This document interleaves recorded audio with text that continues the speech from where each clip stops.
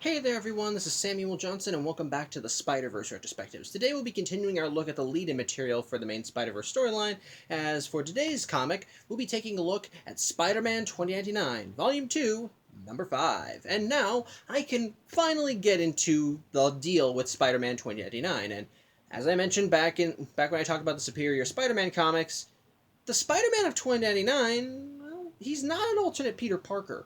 In reality, Spider-Man 2099's secret identity is a scientist by the name of Miguel O'Hara, who worked as a biochemist for the company Alchemax, which, as I mentioned back when I talked about Superior Spider-Man, was essentially just the Oscorp of the future given a new name Although they're still doing shady shit but beneath the radar. And one of those projects involved creating their own personal superpowered corporate raider. And Miguel was in charge of that project. And basically for the project, he pretty much wanted to create the Alchemex's own corporate version of Spider-Man, utilizing spider DNA in a genetic program. The idea was that he wanted to splice someone's own genetic structure with that of the spiders and give them abilities similar to that of the main universe Spider-Man.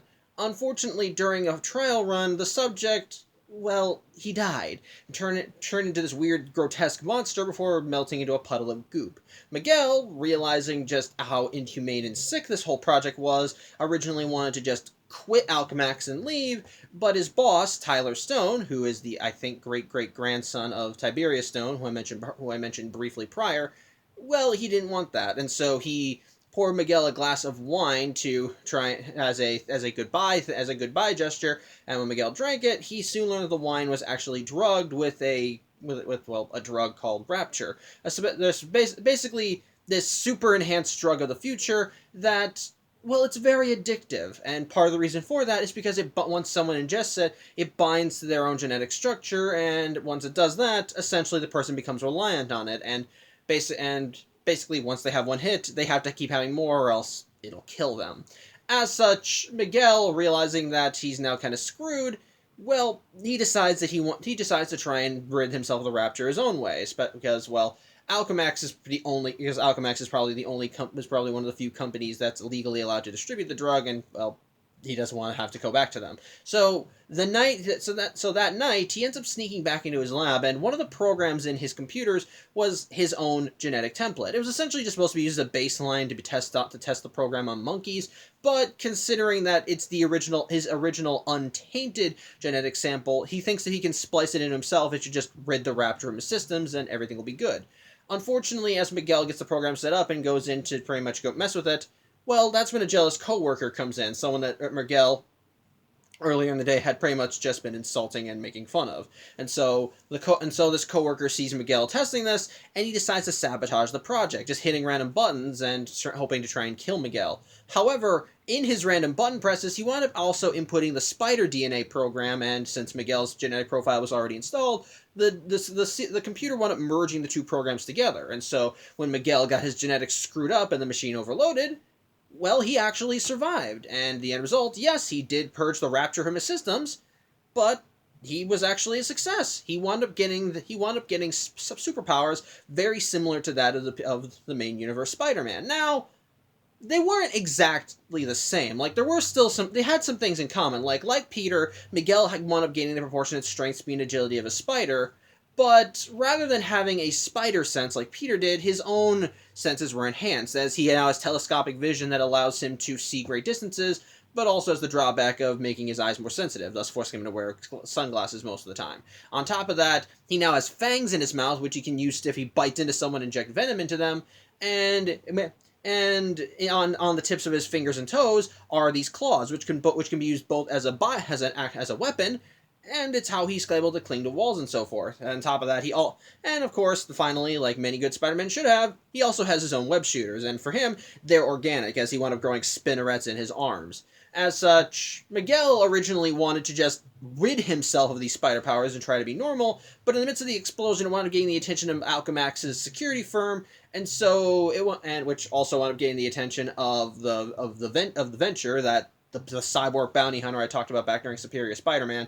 And to try and get everyone off his ass, he wound up adopting the Spider-Man persona, utilizing an unstable molecules costume, which unstable molecules are a thing in the Marvel Universe, and which the costume was something he got during the Day of the Dead festival, which, yeah, if you know him as Spider-Man costume, you know his spider symbol looks more like a skull than a spider, so that's why.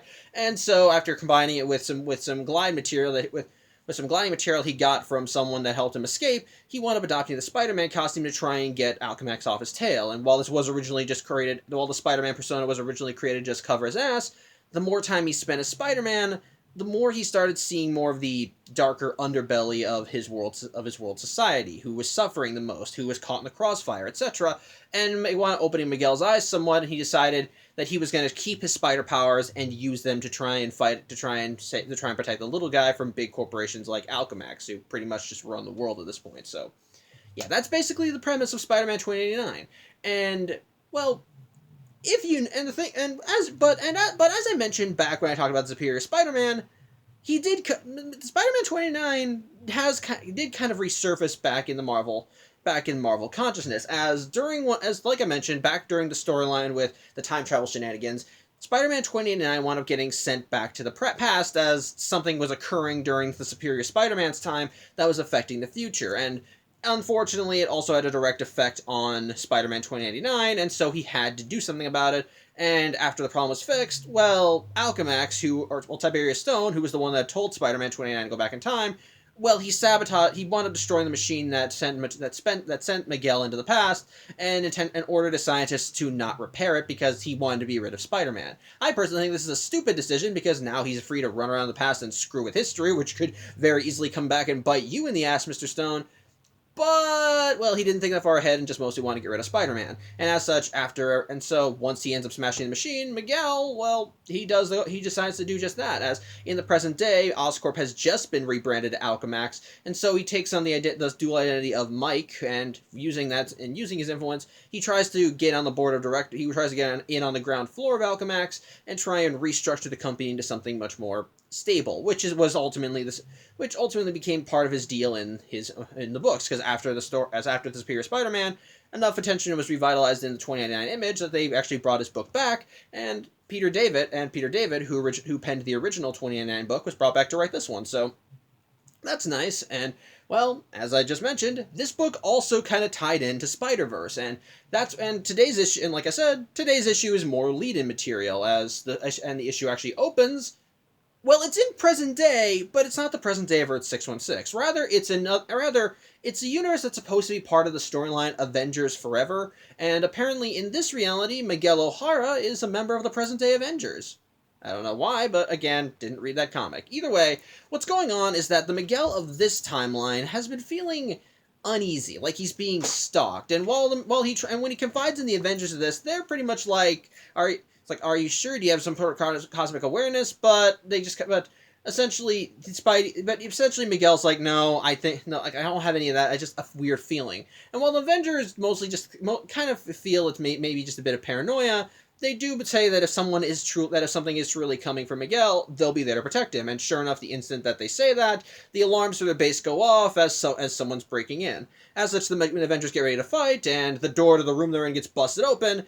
And we see the intruder is Morlun, who is, yes, here for this world's Miguel, because, well, spider totems. The Avengers once again go in to fight him, but again, curb stomp, as Wolverine, as he ends up just backhanding Captain America away. When Wolverine tries stabbing him, he just throws him aside, and when this world's Captain Marvel, whose real name I think is Genis, tries going in, Morlun's able to siphon off of his life force to weaken him. Not kill him, since he's not his intended target, but enough to get him at least somewhat withered. As such, Morlun ends up going in straight for the kill as he runs up to Miguel and, well, snaps his neck and siphons his life force. And for whatever reason, that has an impact on the Miguel of Earth 616, as in that reality, we see that Miguel in his Spidey jammies is dealing with a group of robbers who were robbing a bank and are trying to fly away in a helicopter. For whatever reason, the instant that the Miguel of the other universe dies, Well, our Miguel feels it, like someone snapped his neck, and it causes him to disorient mid-swing, and almost fall. Ultimately, he's able to reorient himself by webbing up by shooting a web at the helicopter and holding onto it, and thus, when the robbers are trying to scramble away to cut it, well, he swoops in, manages to web them up, knock them out, and bring the helicopter in down for a safe landing, and then leave the robbers there for the police to handle.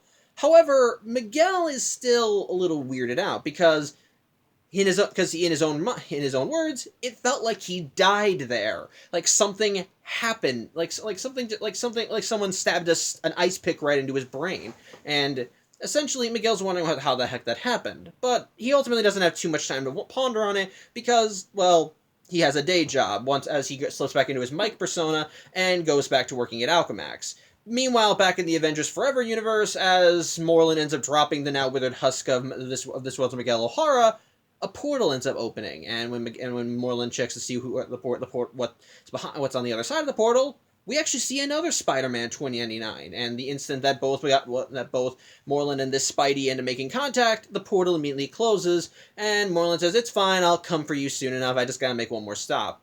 Now, as such, while the Avengers are ready to go in after Moreland and pretty much get justice for their Miguel's death, well, Moreland just runs out saying, "You guys can't stop me." As such, while the Avengers of this world decide that they're going to try and investigate and figure out what Moreland's deal, they ultimately realize that they're probably never going to see this guy again, which while they're not exactly happy with, some are a little relieved too. But either way, that other Miguel. This is actually another Miguel. Well, as you can tell, this is actually another previously established Miguel from the multiverse, specifically the book Exiles. The Exiles book is actually one of the few X-Men books that I actually want to own, as the premise of those books was that it was essentially a group of interdimensional X-Men who, for one reason or another, had lost their worlds or had lost their places in their respective realities, and they were pretty much just recruited to jump from parallel universe to parallel universe, make things right in those universe, and then just make things right in whatever universe they landed in, and then just pop out, and then just go to another universe. Again, the premise alone was something that intrigued me. I love the idea of the multiverse. It's part of the reason I'm even looking at this storyline at all. And so, having a team of interdimensional X-Men going from universe to universe, it's fun, and it really does lead to some cool things as we do see more of the universes they visit. As at one point they visited the Marvel Zombies universe. There was a time when, in one of their early stories, they wound up in a universe where mutant rights were so restricted that anyone with superpowers was pretty much locked up, and another little difference in that universe was that this world's Charles Xavier was the psycho terrorist, while this world's Magneto was actually the guy trying to bring about peace between humans and mutants. And then even on top of that, it turns out they learn in a later storyline that they are not the only interdimensional team of X-Men running around, as they end up running into another group who are essentially made up of psychos and murderers, one of which was an alternate Spider-Man who bonded with his world's version of the Carnage symbiote. So that's fun. Either way, it's a very good book. Highly recommend it, but I'm getting off topic. Pretty much, during those books, one of the members of the team was a version of Miguel whose identity had been outed, and so he decided to continue traveling with the Exiles. And eventually, his travels ended with him finding love in an alternate version of Mary Jane, who apparently was also her world's Spider-Woman, and him just settling down with her.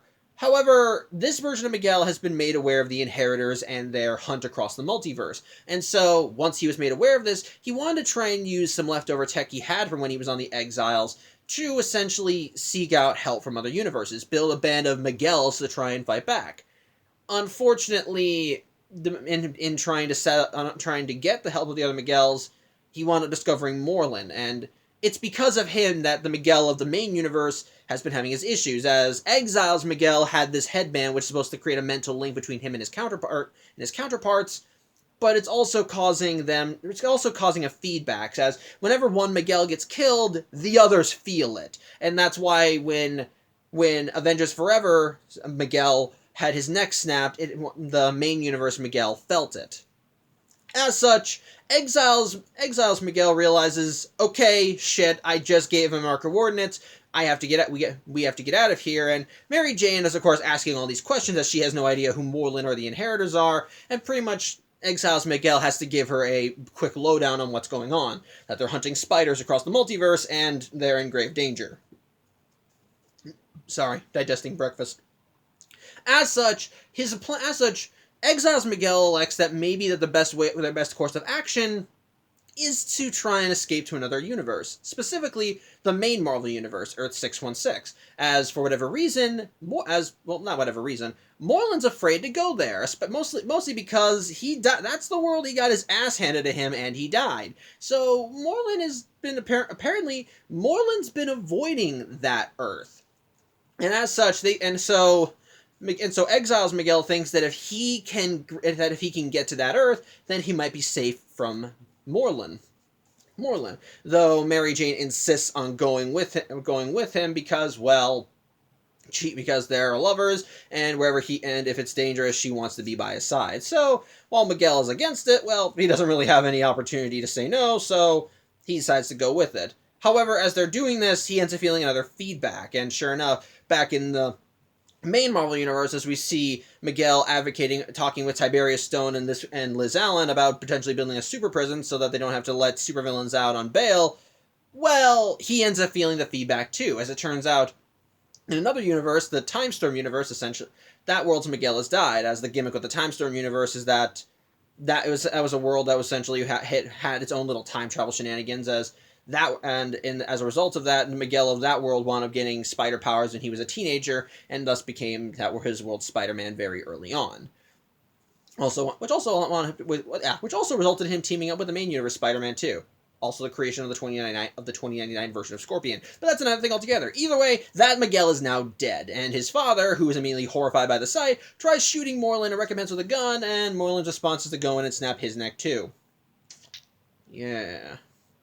As such, Exiles Miguel realizes they need to leave right now, and so he starts charging up a portal to try and get him to Earth 616. But in the meantime, back in the main Marvel universe, that world's Miguel is told by Liz to go to the doctor's office because, well, clearly something happened and he needs a medical checkup.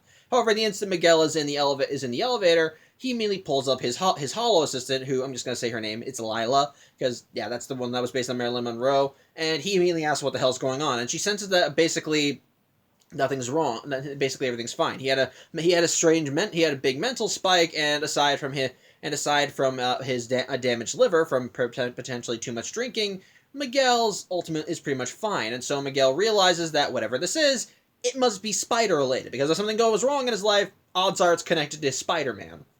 As such, he realizes that a medical doctor can't do anything for him, and so he goes up to the roof of Alchemax and goes back into his Spidey jammies, which apparently his civilian garb is a hologram. However, as he prepares to try and investigate, a portal opens up in front of him, and when he looks through it, he sees his exiled counterpart with his world's version of Mary Jane. But before exiled Miguel can jump through the portal, Moreland appears behind him and kills him too, siphoning out his life force and then just chucking his body through the portal at the main universe Miguel.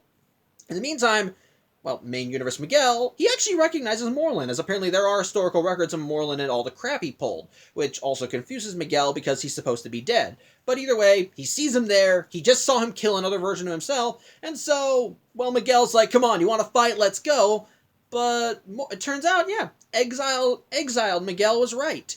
Because as the instant Moreland realizes that he's looking onto Earth 616, he looks afraid and refuses to step through, with the portal immediately closing. And I'm assuming that world's Mary Jane dying because apparently she was also her world's Spider-Woman. Go figure. But either way, yeah, main universe Miguel quickly realizes that something is not right in the multiverse as he unmasks his exiled counterpart, and he does realize it's him. But because of Moreland siphoning out his life force, it's almost unrecognizable. Either way, he realizes this is a big issue, and so he decides that after he stows away his counterpart's body, he needs to try and find Peter Parker, which is ultimately where the comic ends. So, I guess my thoughts. The story really does feel incomplete. Again, which I think really does kind of fit into why it's a lead-in rather than a part of the main story. Like, case in point. Let's talk about the 2099 trades, specifically for the revamp of Spider-Man 2099. In Volume 1 of the revamped trades, the final issue that was included was issue 5, the one we just talked about today. And that issue was essential, and basically, it's just there to build hype for Spider-Verse, because in the story, there's no real definitive end. It really does feels like it just stops as once Moreland kills Spider-Man, once Moreland kills exiled Spider-Man 2099, well, Moreland sees his body and realizes, okay, this is bigger than I thought, need to go talk to Peter. And so, it's essentially just, well, it's just that. It's just lead-in material, and it still continues building up the hype, as I don't like saying this, but nothing really big happens in the story. I don't like saying that, because because the alternate versions of Miguel we've seen, like with 1602 Spider-Man before and other Spideys, well, there were pre-established characters. Every version of Miguel that we see in this book is a version that appeared in an alternate book or something. Again, Avengers Forever Miguel was featured in that story. Then we have Time Storm Miguel, who was featured in the Time Storm 2009-2099 book, which, yeah, if you liked that book, guess what? That version of Miguel is gone now too. And then likewise, the Exiled Miguel, who odds are if you read the Exiled books, you could have followed his adventures. Well, he's now gone too. And like I said, his happily ever after was him settling down in another world and falling in love with that world's Mary Jane. And now he's gone too, as that happily ever after has now been taken from him because of what's going on with the Inheritors. So again, it does suck. But again, story-wise, they're not the main characters. Exiled Miguel was a major part of this, as it was because of his machinations that the main universe, Miguel O'Hara, realized something wasn't right. But by that same token, he's not the main focus. The main universe Miguel is. The Exiled Miguel, he just dies. He is there to help build hype, and while I do kind of like that there is some forward thinking in him, as like with Otto, he wants to try and build a band of Spideys to take out the Inheritors, just that in his case, he wants to band together alternate versions of himself specifically. At the same time, it ultimately comes back, at the same time, he's not the main character. And ultimately, his machinations only really serve in alerting the main universe Miguel to what's going on in Spider-Verse. But that's pretty much it. The whole story is just that. The rest of the story is just Miguel. Essentially, the whole story from main universe Miguel's point of view is he feels a pain, wonders what the hell's going on before trying to brush it off. Then immediately, when he's trying to do his day-to-day job, it hits him again. He realizes, okay, something's not right, gotta investigate. And then he immediately gets his answer, as a portal opens up and he sees his exiled counterpart, who is quickly killed by Moreland. It's there to build hype and to add a plot point. But ultimately, all it really serves is to showcase how Spider-Man 2099 gets pulled into everything. Because by the end, well, we're down at least 3 Miguel O'Haras, and the last one remaining is now left to try and carry on the mission and figure out how to stop Moreland, which of course again brings him back to Peter Parker and seeking him out, which that will get followed up on later when we actually get to the main Spider-Verse storyline. But for now, it's really just there to, like I said, build hype. That's all it really is. The artwork is nice for the most part, though the action scenes could be used better, as it doesn't really feel as dynamic as it should be in the action scenes. Again, I like seeing Miguel try and figure things out. I do like seeing Exile Miguel trying to work through everything. But by the end, it's mostly just there to be lead-in. It doesn't really have a satisfying ending. It leaves it open, and I'm guessing that was done on purpose because, well, this is supposed to be a lead-in to Spider-Verse. But bottom line, that's all this issue is. It's just lead-in material. At the very least, it does give some interesting. It does provide enough story. It does showcase Moreland being badass, and it does showcase something I do like: Moreland actually being afraid. Because likewise, like I said, he's exceedingly powerful and strong.